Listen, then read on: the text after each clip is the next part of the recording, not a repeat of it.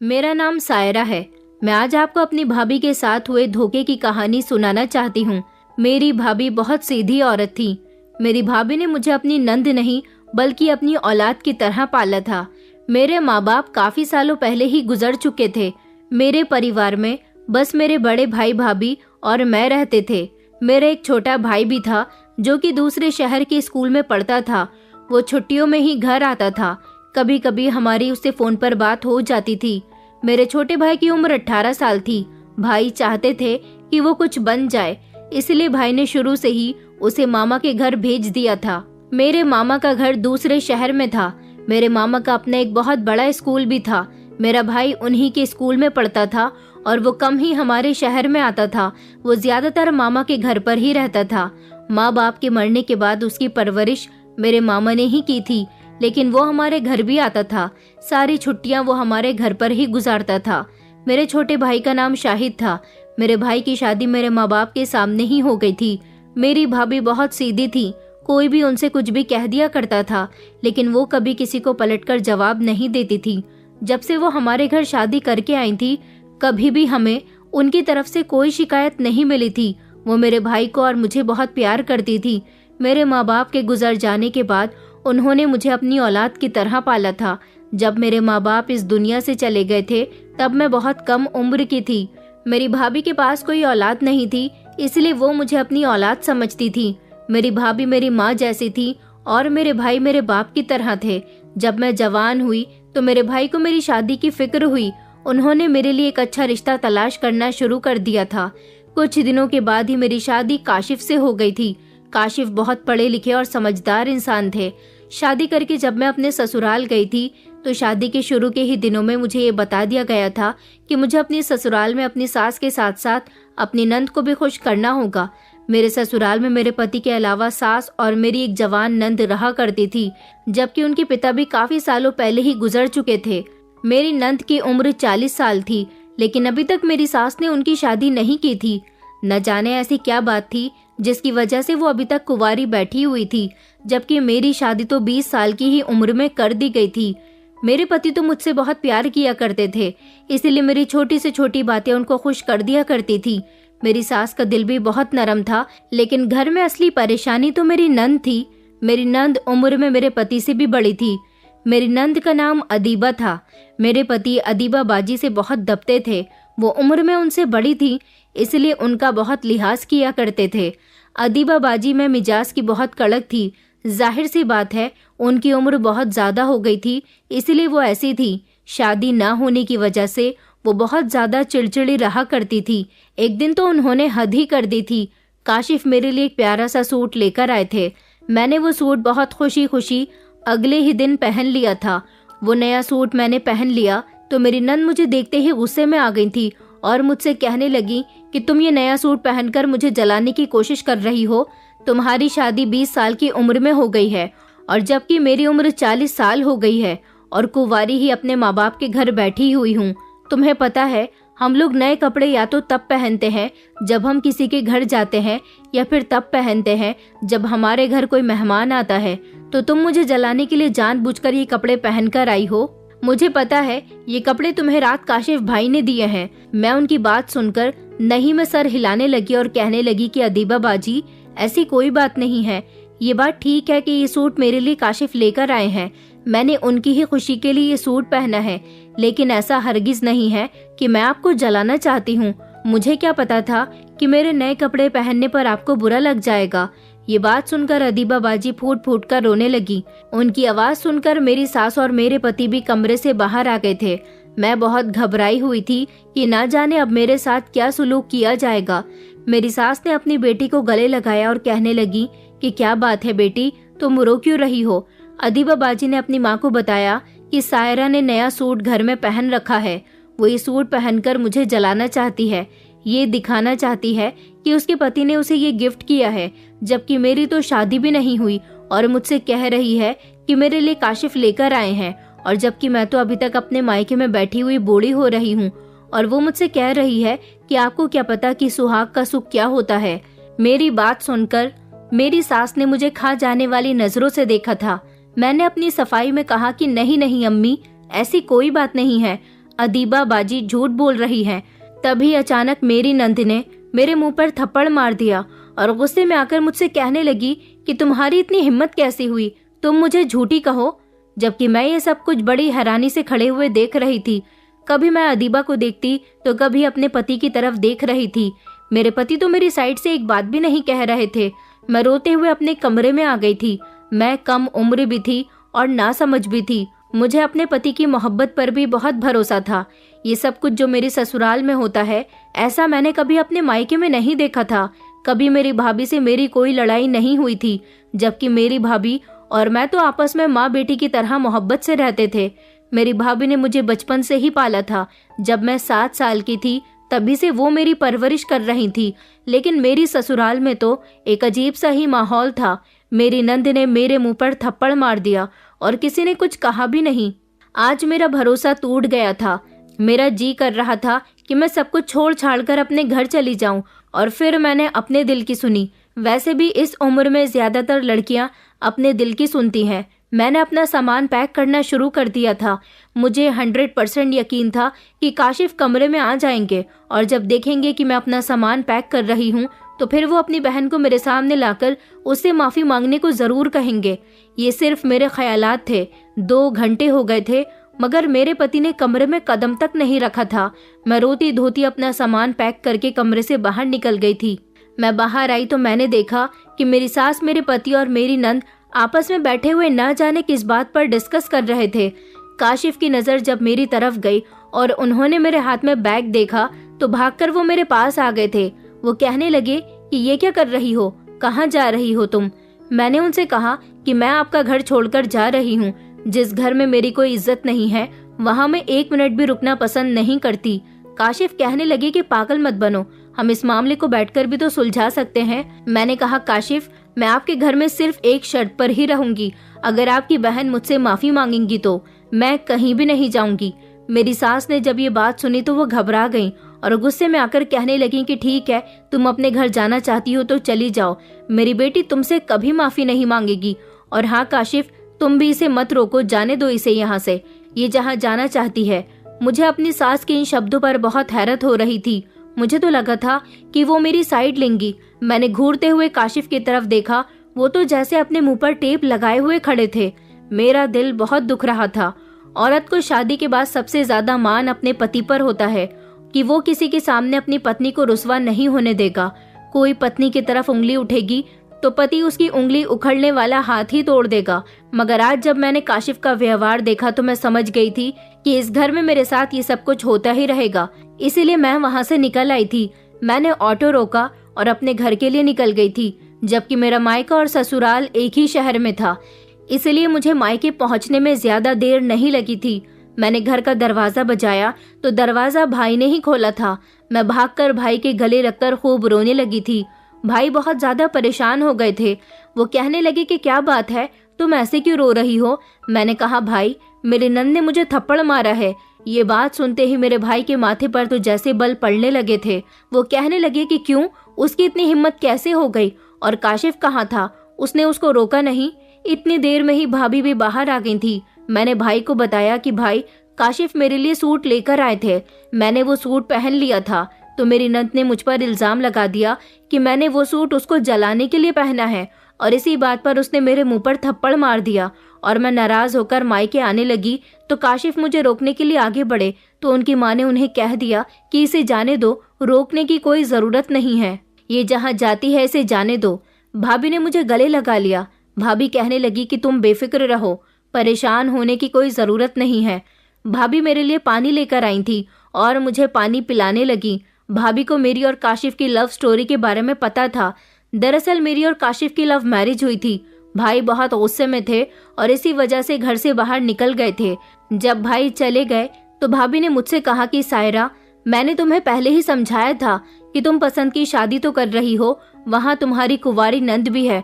तुम्हारी कुंवारी नंद तुम्हें कभी भी ससुराल में खुश नहीं रहने देगी। जो लड़कियां इतनी उम्र की हो जाती हैं और अपने मायके से नहीं जाती तो वो अपनी भाभीयों का जीना हराम कर देती हैं। अगर तुम काशिफ से मोहब्बत करती थी तो तुम्हें अपनी शादी करने के लिए थोड़ा इंतजार करना चाहिए था। तुम्हें इंतजार करना चाहिए था कि तुम पहले अपनी नंद की शादी होने देती। क्योंकि ऐसी लड़कियां अपनी भाभीियों को देखकर उनकी खुशियों से जलती हैं और उन्हें कभी घर में सुकून से नहीं रहने देती। मैं भाभी से गले लगकर खूब रोने लगी और कहने लगी कि मैं क्या करती। मेरी आंखों पर तो काशिफ की मोहब्बत की पट्टी बंधी हुई थी। इस मोहब्बत ने मुझे कहीं का भी नहीं छोड़ा था। अब आप ही मुझे बताओ कि मैं क्या करूं। भाभी ने मुझसे कहा कि अभी तुम बस सब्र करो और आराम से यहाँ रुको, इंतजार करते हैं, कभी 2-3 दिन बाद काशिफ आकर तुम्हें ले ही जाए, ठीक हो जाएगा सब कुछ, तुम परेशान मत हो। इतना कहकर भाभी चली गई थी, लेकिन मैं उदासी बैठी रही थी। मेरी और काशिफ की मोहब्बत कई सालों पुरानी थी। हम दोनों एक ही कॉलेज में पढ़ा करते थे और हम एक दूसरे से रोज फोन पर बातें किया करते थे। फिर काशिफ की अच्छी जगह नौकरी लग गई थी और मेरे भैया भाभी भी मेरे लिए रिश्ता तलाश कर रहे थे। मैंने काशिफ से कहा था कि तुम अपने घर से मेरे लिए रिश्ता भेज दो। काशिफ ने कहा कि मैं भी चाहता हूँ कि जल्दी जल्दी तुम्हें अपनी पत्नी बनाकर अपने घर लेकर आ जाऊं, मगर जब तक मेरी बड़ी बहन की शादी नहीं होती मेरा नंबर नहीं आएगा। मैंने 2 साल तक तो इंतजार कर लिया था ताकि काशिफ की बहन की शादी हो जाए। मैंने काशिफ की और अपनी शादी के लिए बहुत दुआएं मांगी थी। मैं चाहती थी कि जल्द से जल्द काशिफ की बड़ी बहन की शादी हो जाए। ये बात ठीक है, पहले बड़ी बहन की शादी होना ज्यादा बेहतर रहेगा, लेकिन काशिफ की बहन की शादी नहीं हो रही थी तो मैं और उसके लिए कितना इंतजार करती। इंतजार तो सिर्फ मैं ही कर सकती थी, मेरे भैया तो नहीं कर सकते थे। मेरे भैया मेरा रिश्ता देखने में बहुत जल्दबाजी कर रहे थे। उन्होंने मेरे लिए एक लड़का भी पसंद कर लिया था। मेरी परेशानी की कोई हद नहीं बची थी। टेंशन की वजह से मैंने खाना पीना भी छोड़ दिया था। मैं सारा दिन रोती रहती थी। भाभी मेरे लिए बहुत परेशान रहती थी, इसलिए मैंने उनको अपने दिल की सारी बात बता दी थी कि मैं किसी लड़की से प्यार करती हूँ, वो भी मुझसे शादी करना चाहता है। लेकिन भैया ने तो मेरे लिए लड़का पसंद कर लिया है। भाभी ने कहा कि तुमने ये बात मुझे पहले क्यों नहीं बताई। मैं चुप हो गई और भाभी के सीने से लगकर खूब रोने लगी थी। मैंने भाभी से कह दिया था कि अगर मेरी पसंद के लड़के से मेरी शादी नहीं हुई तो मैं अपनी जान दे दूंगी। मेरी ये बात सुनकर भाभी बहुत घबरा गई थी और मुझसे कहने लगी कि गलत कदम उठाने की कोई जरूरत नहीं है, मैं तुम्हारे लिए तुम्हारे भाई से बात करती हूँ। भाभी ने भैया से बात कर ली थी, दोनों ने ही फैसला मेरे हक में कर दिया था। भाई ने कहा कि ठीक है, अगर हमारी बहन शादी करना चाहती है तो हम इस घर में उसका रिश्ता कर देंगे। भाई ने काशिफ के बारे में जांच पड़ताल निकाल ली थी। काशिफ के बारे में पता चला था कि वो बहुत अच्छा इंसान है, इसी वजह से भाई बेफिक्र हो गए थे। लेकिन जब उनके घर के बारे में ये पता चला कि काशिफ की एक बहन है जो काशिफ से बड़ी है, उसकी अभी तक शादी नहीं हुई है, इस बात को लेकर दोनों ही कुछ कंफ्यूज हो रहे थे। भाभी ने मुझसे कहा कि सायरा, तुम बहुत नाजों से पली बड़ी हो, हमने कभी तुम्हारे साथ तेज आवाज तक में बात नहीं की, मगर हमें ऐसा लगता है कि शादी के बाद तुम्हें बहुत कुछ सहना पड़ेगा। तुम्हारी नंद की शादी की उम्र गुजर चुकी है, वो तुम्हें बहुत परेशान करेगी, हर चीज में तुमसे मुकाबला करेगी। अभी भी तुम्हारे पास टाइम है, तुम सोच लो शादी करनी है या नहीं। मैं तो काशिफ की मोहब्बत में पागल हो गई थी, इसलिए जल्दी से मुझे हर हाल में काशिफ का रिश्ता कबूल करना था। दुख और सुख जिंदगी का हिस्सा है। अगर मेरी नंद मुझे दुख देगी तो सुख देने के लिए काशिफ मौजूद है ना। ये बातें याद आते ही मेरी आंखें भर आती हैं। ये बातें सोच सोच कर मेरा दिल बहुत दुखता है। आखिर मेरे परिवार ने मुझे समझाया था, लेकिन उस वक्त मुझे किसी की कोई बात समझ नहीं आई थी। आज मुझे उन लोगों की समझाई हुई बातों का मतलब समझ आता है। काशिफ आज मेरी साइड ले लेते तो शादी के 5 महीने बाद ही मुझे ऐसे नाराज होकर मायके में आकर नहीं बैठना पड़ता। भाई जब शाम को घर वापस आए तो काशिफ की वजह से बहुत नाराज हो रहे थे। वो मुझसे कहने लगे कि सायरा, तुम अब अपनी ससुराल नहीं जाओगी। लोग अपनी पहचान इसलिए तो नहीं बनाते ना कि उन्हें ये सब कुछ देखना पड़े। तुम दोनों पति पत्नी की आपस की लड़ाई होती तो कोई बात नहीं थी, लेकिन तुम्हारी नंद ने जो तुम्हारे ऊपर हाथ उठाया है, ये बात मुझसे बर्दाश्त नहीं हो रही कि तुम्हारी नंद तुम पर हाथ उठाए। भाभी को बहुत उम्मीद थी कि काशिफ मुझे लेने के लिए जरूर आएंगे। उम्मीद तो मुझे भी यही थी कि काशिफ बहुत जल्द मुझे अब मेरे घर से ले जाएंगे, लेकिन मुझे अपने मायके में रहते हुए 15 दिन हो गए थे। काशिफ का घर आना तो दूर, उन्होंने मुझे एक कॉल या मैसेज भी करना ठीक नहीं समझा था। अब काशिफ की मुझे बहुत याद सताने लगी थी। मेरा गुस्सा ठंडा हो गया था तो दिल चाह रहा था कि वापस अपने पति के घर चली जाऊं। अब मैं पूरा दिन रोती रहती थी। एक दिन भाभी ने मुझे रोते हुए देखा तो कहने लगी कि सायरा, मैं देख रही हूँ कि तुम काशिफ के पीछे किस तरह पागल हो रही हो, मगर मेरी एक बात कान खोलकर सुन लो, तुम खुद से इस घर से नहीं जाओगी। जब तक काशिफ तुमसे यहाँ आकर माफी नहीं मांगेगा तब तक तुम इस घर से एक कदम तक नहीं निकालोगी। तुम्हें अपने ससुराल जाने की कोई जरूरत नहीं है। और हाँ, मैं तुम्हें इस बात की भी इजाजत नहीं देती कि तुम उसे मैसेज या कॉल कर लो। मैंने भाभी की बात मान ली थी और कुछ दिन ऐसे ही गुजर गए थे। मुझसे इंतजार नहीं किया जा रहा था, बल्कि मेरा दिल दिन ब दिन बहुत दुख रहा था। मेरे दिल में ये बैठ गया था कि कहीं ऐसा न हो कि काशिफ मुझे भूल ही जाए, कहीं मेरी सास मुझे जलाने के लिए काशिफ की दूसरी शादी न करवा दे। मैं ये बातें सोच सोच कर सारी रात रोती रहती थी। आज भी रात के 3 बज गए थे और मैं अपने पति को याद करके रो रही थी। मुझसे अब ज्यादा सब्र नहीं हो रहा था। मैंने मोबाइल उठाया और काशिफ को कॉल लगाई। दूसरी ही बेल पर काशिफ ने मेरी कॉल रिसीव कर ली तो मैं उनकी आवाज सुनकर एक बार फिर से रोने लगी थी। मैंने काशिफ से कहा, काशिफ आप इस वक्त क्यों जाग रहे हैं, सोए नहीं अभी तक? वो कहने लगे कि मैं तुम्हारी फोटो देख रहा था, मुझे तुम्हारी बहुत याद आती है, मैं तुम्हें बहुत याद करता हूँ। मैंने कहा, तो फिर मुझे लेने क्यों नहीं आए? काशिफ कहने लगे कि लेने आऊंगा तो तुम मुझे खाली हाथ तो नहीं लौटा दोगी। मैंने कहा कि एक बार लेने तो आते, अगर मैं तुम्हें वापस लौटा देती तब तुम मुझसे शिकायत करते। काशिफ ने मुझे तसल्ली दी और कहने लगे, तो मैं कल तुम्हें लेने के लिए आ जाऊंगा, तुम तैयार रहना। मैं बहुत खुश हो गई थी। खुशी की वजह से मुझे सारी रात नींद नहीं आ रही थी। अगली सुबह जब मैं उठी तो नहा धोकर फ्रेश हो गई और नए कपड़े पहन लिए। भाभी मुझे हैरानी से देख रही थी और कहने लगी कि क्या हुआ, आज तुम बहुत खुश नजर आ रही हो। मैंने कहा कि पता नहीं क्या बात है, आज मेरा दिल बहुत सुकून से है। खैर दोपहर के 3 बज गए थे। दरवाजे पर दस्तक हुई तो मैंने जाकर दरवाजा खोला।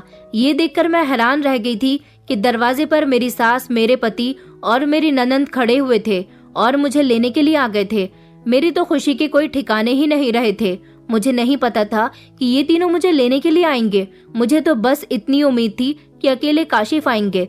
मैंने सोचा कि इन दोनों का भी मूड मेरी तरफ से ठीक हो गया होगा। भाभी ने भाई को फोन करके घर बुला लिया था। जब भाई घर आए तो भाई ने काशिफ को बहुत सारी बातें सुनाई, जिस पर काशिफ और उनकी माँ और उनकी बहन बहुत शर्मिंदा हो रहे थे। अदीबा बाजी ने मुझसे हाथ जोड़कर माफी मांग ली थी। मुझे इस बात से बहुत खुशी हुई थी कि आखिर उन्होंने अपनी गलती को कबूल कर लिया था। भाई ने मुझे इस शर्त पर काशिफ के साथ वापस घर भेज दिया था कि आइंदा ऐसी कोई हरकत नहीं होनी चाहिए। मैं और काशिफ बहुत खुश हो गए थे। घर पहुंचते ही पता चला कि मेरे घर का माहौल बिल्कुल ही बदल गया है। मेरी सास तो मुझे जमीन पर पाँव भी नहीं रखने देती थी और मेरी नंद भी मेरे आगे पीछे फिरती रहती थी। दोनों ही बस मुझसे कहती थी कि तुम आराम करो, घर का काम हम खुद कर लेंगे। मुझे तो ऐसा लग रहा था जैसे ये सब कुछ काशिफ की वजह से हो रहा है। शायद उन्होंने अपनी माँ से कहा होगा कि मेरी पत्नी का ख्याल रखना। ऐसे ही कुछ दिन और गुजर गए। मैं अपनी जिंदगी में अब बहुत खुश थी।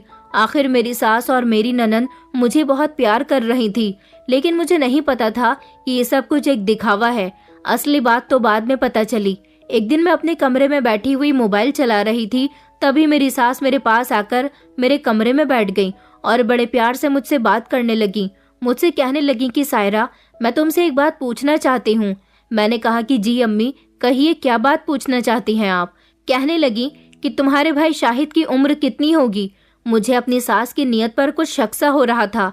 मैंने कहा कि मेरा भाई तो अभी बहुत छोटा है, उसकी उम्र तो अभी लगभग 18 साल होगी। कहने लगी कि मैंने सोशल मीडिया पर उसका फोटो देखा है, वो 18 साल का तो नहीं लगता, ऐसा लगता है जैसे कोई 25 साल का लड़का हो। तो मैं मुस्कुराने लगी और कहने लगी कि जी, उसकी हाइट हेल्थ बहुत अच्छी है, इसलिए वो अपनी उम्र से ज्यादा बड़ा लगता है, लेकिन उसकी उम्र बहुत कम है, अभी तो वो पढ़ रहा है और मामा जी के घर पर रहता है। भाभी कहती हैं कि हम उसकी शादी तब करेंगे जब वो पढ़ लिख कर कुछ बन जाएगा और उसके लिए बहुत कम उम्र की लड़की लेकर आएंगे। ये बात सुनकर मेरी सास का चेहरा फक पड़ गया था। फिर वो कहने लगी कि ना जाने लोगों को इस बात का इतना शौक क्यों होता है कि लड़की लड़के से कम उम्र की होनी चाहिए। मैं उनकी तरफ देख रही थी, तभी वो मेन पॉइंट पर आ गए और कहने लगी कि कितना अच्छा होता ना कि तुम्हारे भाई शाहिद की शादी मेरी बेटी अदीबा के साथ हो जाती, तो तुम्हारा और काशिफ का रिश्ता भी और ज्यादा मजबूत हो जाता। मुझे अपनी सास से इस बात की उम्मीद नहीं थी कि मेरी सास ये बात इस अंदाज में कहेंगी। मैंने भी उनसे कह दिया कि अम्मी जी, अदीबा बाजी तो शाहिद की माँ लगेंगी, अगर ऐसा हो गया तो सब लोग हम पर हंसेंगे। ये बात सुनते ही मेरी सास तो गुस्से से पागल हो गई थी। उनका बस नहीं चल रहा था कि मेरा हाथ पकड़कर अपने घर से निकाल दें। उससे मैं लाल पीली होकर उठकर वो मेरे कमरे से चली गई थी। मैंने भी जल्दी से भाभी को फोन लगाया और उनको सारी बात बता दी थी। भाभी तो ये बात सुनकर बहुत हंसने लगी और कहने लगी कि तुमने बहुत अच्छा किया जो साफ साफ उनके मुंह पर इनकार कर दिया। भाभी कहने लगी कि मैं यही सोच रही थी कि अदीबा इतनी अच्छी कब से हो गई जो तुमसे माफी मांग ली उसने। मैं सारा खेल समझ गई हूँ। अब पता चला कि ये माँ बेटी क्या करना चाहती हैं। भाभी थोड़ा परेशान हो गई थी। कहने लगी कि कहीं ऐसा ना हो कि तुम्हारा पति इस बात पर जोर देने लगे कि वो शाहिद की शादी तुम्हारी ननद से करवा दे। तुम्हारी सास को शर्म नहीं आती, इतनी कम उम्र के लड़के से वो तुम्हारी बूढ़ी ननद से शादी करवाना चाहती है। शाहिद को इस बारे में पता चला तो वो बहुत गुस्सा करेगा। वो तो अभी पढ़ रहा है, वैसे भी वो अभी बच्चा है। हमें उसके दिमाग में शादी का ख्याल नहीं डालना चाहिए। अपनी सास से साफ साफ कह देना कि आज के बाद अपने मुंह से इस बात को ना निकाले। मैंने भाभी को तसल्ली दी और कहा कि भाभी ऐसा कुछ नहीं होगा, लेकिन मैं खुद अंदर ही अंदर डर रही थी कहीं सच में ऐसा ना हो कि काशिफ मुझे मजबूर करने लगे, तो फिर मैं क्या करूंगी। एक तरफ मेरा पति और एक तरफ मेरा भाई, इन दोनों के बीच में तो मैं फंस जाऊंगी। ये बातें सोच सोचकर मैं बहुत ज्यादा घबरा रही थी। तभी मैंने देखा कि दोबारा मेरी सास कमरे में आ गई थी। उनके चेहरे पर बहुत खुशी छलक रही थी और मुझसे कहने लगी कि बहू जल्दी से मेरे साथ चलो। मैं कमरे से बाहर गई तो कहने लगी कि मुझे ये बताओ, अदीबा के साथ बाजार चली जाओगी। मैंने कहा कि जी चली जाऊंगी, मगर सब ठीक तो है ना। वो कहने लगी कि हाँ सब ठीक है, दरअसल आज रात अदीबा का निकाह है। ये बात सुनकर मेरा तो मुंह खुला का खुला ही रह गया था। मैंने कहा किसके साथ निकाह हो रहा है। वो कहने लगी बस अब तुम ये बात मत पूछो, क्या तुम्हें अपनी नंद की शादी के बारे में सुनकर खुशी नहीं हुई। मैंने कहा कि नहीं ऐसा नहीं है। तो वो कहने लगी कि बस तुम अब अदीबा के साथ बाजार जाकर इसको अच्छे से कपड़े दिला लाओ। मैं तो हैरानी रह गई थी, मगर मैंने सोचा कि चलो अच्छा हुआ, ये बला मेरे सर से टलने वाली है, अब मुझे सुकून मिल जाएगा। मैं और अदीबा बाजी बाजार चले गए थे। उन्होंने एक लाल रंग का लहंगा खरीदा था। मुझे तो अभी भी यकीन नहीं आ रहा था। मैंने अदीबा बाजी से पूछा कि आपकी शादी किससे हो रही है। वो कहने लगी कि मुझे तो खुद भी नहीं पता कि कैसे बैठे बिठाए ये सब हो गया। मैंने कहा कि आपने लड़के को देखा है। वो शर्माने लगी और इशारे से गर्दन हिलाने लगी। हमें घर जाने की बहुत जल्दी थी, इसलिए हम घर वापस आ गए। मेरी सास ने घर के सारे इंतजाम संभाल लिए थे। मैं जैसे ही घर आई तो मेरी सास मुझसे कहने लगी कि सायरा तुम्हें काशिफ के सर की कसम है, तुमने काशिफ को अदीबा की शादी के बारे में बताया तो। अपनी सास की ये बात सुनकर तो मेरे होश ही उड़ गए थे। आखिर वो अपने सगे बेटे से इतनी बड़ी बात कैसे छुपा सकती हैं, और भाई की मर्जी के बिना ही बहन की शादी कैसे हो सकती है। मैं तो चुप खड़ी हुई थी और हैरानी से उनकी तरफ देख रही थी। वो मुझसे कहने लगी बस एक बार मेरी बेटी की शादी हो जाए, फिर मैं खुद ये सब कुछ काशिफ को बता दूंगी। तुम तो जानती हो ना वो लड़कों में कितने कीड़े निकालते हैं। मुझे इसी बात का डर है कि ये ना हो कि मेरी बेटी का रिश्ता खत्म हो जाए, इसलिए मैं जल्द से जल्द उसकी शादी करना चाहती हूँ। मैं चुप हो गई थी। मैं बोली अम्मी जी बारात का क्या इंतजाम करना है। वो मुझसे कहने लगी कि तुम इस बात की फिक्र मत करो, मैंने सब कुछ देख लिया है। मैं इस बात से परेशान हो गई थी और कहने लगी कि अम्मी जी मैं कौन से कपड़े पहनूं।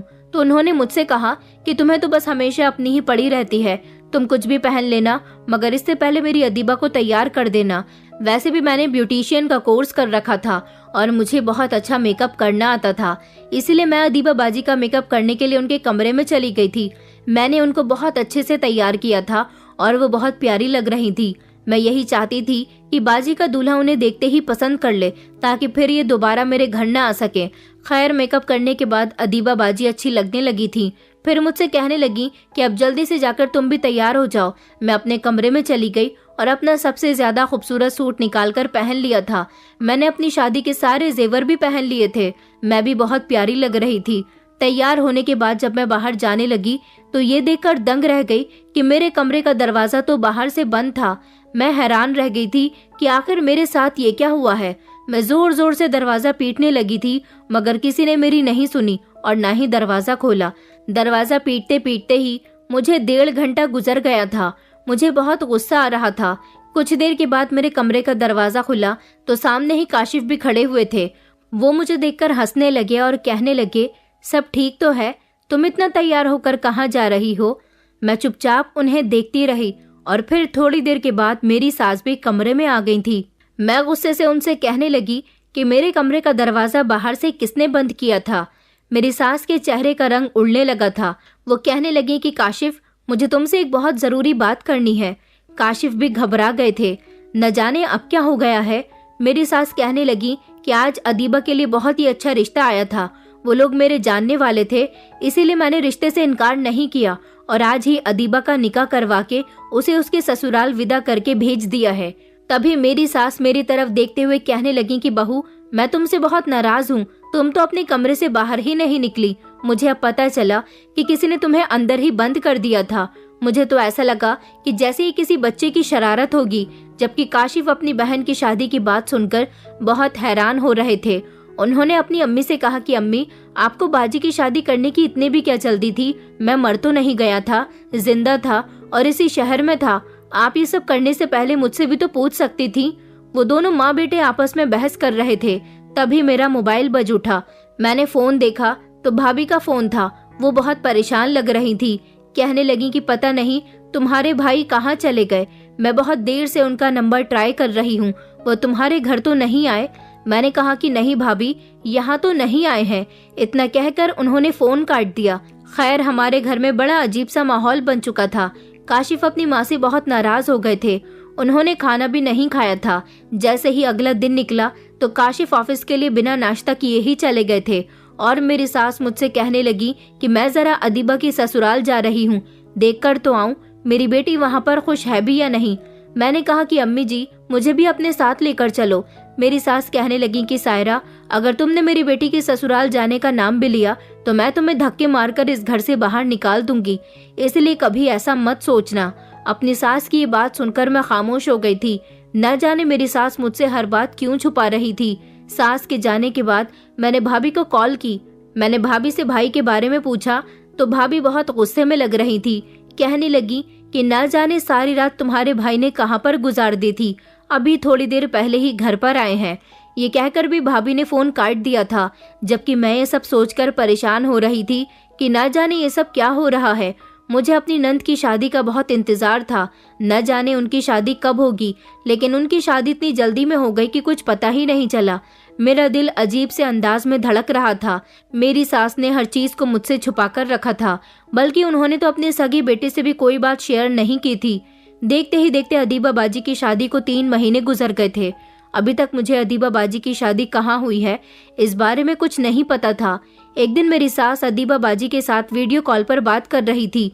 मैं भी उनके पीछे आकर खड़ी हो गई थी। तभी अचानक ही अदीबा बाजी का पति कैमरे के आगे से गुजरा था। उस आदमी को देखकर तो मेरी जान ही निकल गई थी, क्योंकि वो तो कोई और नहीं बल्कि मेरा सगा भाई था। और ये देखकर मेरे पैरों तले से जमीन ही निकल गई थी। मेरा शरीर तो थर थर कांप रहा था। मैं कुछ कहने और सुनने की हालत में नहीं थी। मैं जल्दी से घर से बाहर निकली और ऑटो करके अपने मायके की तरफ रवाना हो गई। मेरी सास को भी इस बात का पता नहीं चला था कि मैं घर से निकल चुकी हूँ। घर जाते ही जैसे ही मैंने दरवाजा बजाया तो भाभी ने दरवाजा खोला। मैं भाभी से गले लगकर फूट फूट कर रोने लगी। भाभी मुझसे कहने लगी कि क्या बात है सायरा, फिर से काशिफ से झगड़ा हो गया है क्या? मैंने इनकार में सिर हिला दिया और कहने लगी कि भाभी, भाई कहाँ है? भाभी कहने लगी कि वो तो अपने ऑफिस गए हुए हैं। क्या हुआ? मैंने कहा भाभी, मुझे भाई से कुछ जरूरी बात करनी है। भाभी मुझसे कहने लगी कि उनके आने में अभी 2 घंटे बचे हैं, तब तक तुम उनका इंतजार कर लो और मुझे बताओ कि क्या हुआ है, तुम क्यों रो रही हो? मैंने भाभी को कुछ नहीं बताया और खामोशी बैठी रही थी। 2 घंटे के बाद जब भाई घर पर आए तो मुझे देखकर खुश हो गए। वो मुझसे प्यार से कहने लगी कि सायरा, आज तुम बहुत दिनों में आई हो, अब तुम यहाँ 2 दिन तक रुक कर जाना। मुझे भाई की शक्ल देखते ही बहुत गुस्सा आ गया था। मैं उन्हें देखकर पीछे हट गई और मैंने उनकी तरफ से अपना मुंह मोड़ लिया। मैं बहुत रो रही थी और मुझसे अब और बर्दाश्त नहीं हो रही थी।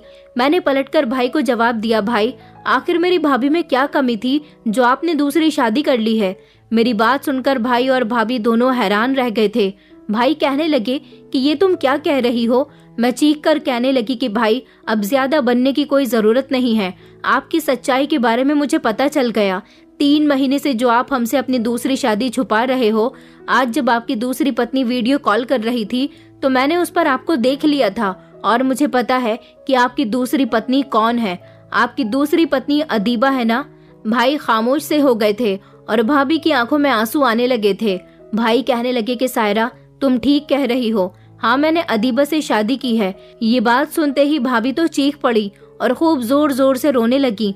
मैंने भाभी को तसल्ली दी और भाई से पूछा कि आखिर आपकी ऐसी क्या मजबूरी थी जो आपने दूसरी शादी कर ली, वो भी अदीबा से। भाई ने बताया कि जब तुमने अपनी भाभी से कहा था कि तुम्हारी सास चाहती है कि अदीबा की शादी शाहिद से हो जाए, तो मेरा दिल बहुत दुख गया था। मुझे ये सोचकर बहुत अफसोस हुआ था कि एक विधवा औरत किस कदर अपनी बेटी की शादी के लिए परेशान है। तब मैंने सोचा कि मेरे पास सब कुछ है, किसी चीज की कोई कमी नहीं है, इसलिए मैं दूसरी शादी अफोर्ड कर सकता हूँ।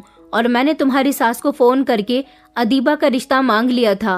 वो कहने लगी कि तुम अभी रिश्ता लेकर आ जाओ। ऐसे ही मेरी उसके साथ शादी हो गई। भाभी तो और भी ज्यादा तेज आवाज से रोने लगी थी। भाभी ने भाई से कहा कि आखिर मैंने आपके लिए कहाँ पर कोई कमी छोड़ दी थी, फिर भी आपने मुझे धोखा दिया। अब मैं इस घर में 1 मिनट भी नहीं रुक सकती। मैं अब अपने मायके वापस जा रही हूँ। भाई ने भाभी के आगे हाथ जोड़ दिया और कहने लगे कि मैं तुम्हारे बिना नहीं रह सकता, प्लीज मुझे छोड़कर मत जाना। मैंने अदीबा के साथ ये शादी मजबूरी में की थी। मैंने उस पर तरस खाकर उससे शादी की थी। आखिर उसकी इतनी उम्र हो गई, उस बेचारी का भी तो शादी करने का मन करता होगा, उसके भी तो कोई अपने ख्वाब होंगे। मैं एक उम्रदार लड़की के ख्वाबों को पूरा करना चाहता था। मैं तुम्हें ये सब बताने ही वाला था, लेकिन इससे पहले ही सायरा को इस बारे में पता चल गया। ये सब कुछ हमारे लिए किसी कयामत से कम नहीं था और भाई की दूसरी शादी को एक्सेप्ट करना हमारे बस की बात नहीं थी। खैर, शाम के समय भाई जाकर अदीबा को हमारे घर ले आए थे। अदीबा ने भाभी के पांव पकड़ लिए और उनसे माफी मांगने लगी। वो भाभी से कहने लगी कि मैं जिंदगी भर आपकी नौकरानी बनकर रहूंगी, कभी आपकी बराबरी करने का सोचूंगी भी नहीं। मुझे माफ कर दो और मुझे एक्सेप्ट कर लो। पता नहीं कैसे भाभी ने अपना दिल बड़ा कर लिया और अदीबा को कबूल कर लिया था, लेकिन मैंने अपनी नंद को भाभी के रूप में अभी तक एक्सेप्ट नहीं किया था। यहाँ तक कि मैंने भाई के साथ भी बातचीत करना बंद कर दिया था। कुछ दिन ऐसे ही गुजर गए, लेकिन मैंने यही सोचा कि मेरे भाई ने मेरी भाभी और अदीबा के साथ किसी तरह की कोई कमी नहीं की थी। वो दोनों को ही बराबर का प्यार देते थे। दोनों ही एक दूसरे के साथ अपने घर में बहुत खुश थी। जब मेरी भाभी को अदीबा से कोई परेशानी नहीं थी, तो इसीलिए मुझे भी अदीबा से या भाई से कोई परेशानी नहीं होनी चाहिए थी। तो मैंने भी अपना दिल बड़ा करके अदीबा को एक्सेप्ट कर लिया था। अब मेरी ससुराल का माहौल भी ठीक हो गया था। मेरी सास भी मुझे बहू नहीं बल्कि बेटी समझने लगी थी। ना तो अब भाई के घर से किसी लड़ाई झगड़े की आवाज आती थी और ना ही मेरे घर से किसी लड़ाई झगड़े की आवाज निकलती थी। हम सभी लोग अपनी जिंदगी में बहुत खुश हैं। बीते हुए कल को भुलाकर हमने अपनी नई जिंदगी की शुरुआत कर दी है। दोस्तों, उम्मीद करती हूँ आपको हमारी कहानी पसंद आई होगी। कहानी पसंद आई है तो वीडियो को लाइक करें, चैनल पर नए हैं तो चैनल को सब्सक्राइब करें और हाँ, नोटिफिकेशन बेल को जरूर दबाएं ताकि अगली अपडेट सबसे पहले आपको मिले।